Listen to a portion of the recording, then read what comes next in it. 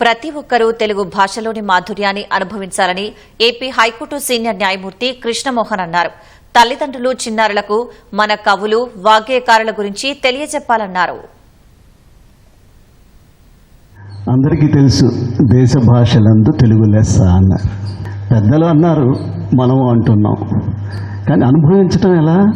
మనం కూడా ప్రతి ఒక్కరు అనుభవించాలిగా ఆ లెస్సదనాన్ని, ఆ మాధుర్యాన్ని. కేవలం ఇంట్లో మనం వాడుక భాషగా మాట్లాడుకుంటే సరిపోతుందా?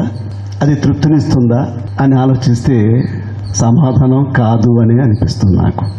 కొద్దిగా ఈనాటి బాలబాలికలే రేపటి భావి భారత పౌరులు అంటాం కదా.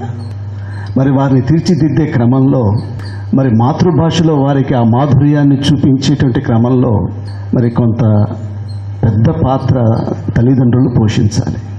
ఎందరో మహానుభావులు ఈ మాతృభాషలో, ఈ తెలుగు గడ్డ మీద గొప్ప గొప్ప కవులు, పండితులు, రచయితలు, కళాకారులు, ఎందరో గాయకులు, వాగ్గేయకారులు ఎందరెందరో జన్మించారు. ఎన్నెన్నో గొప్ప గొప్ప పుస్తకాలు వచ్చినాయి.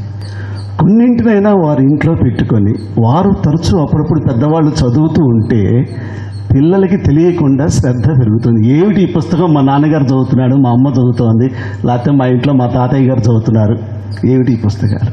అలా ఆ రకంగా చిన్నగా పుస్తకాలు చదివేటువంటి అలవాటు, శ్రద్ధ కలుగుతుంది.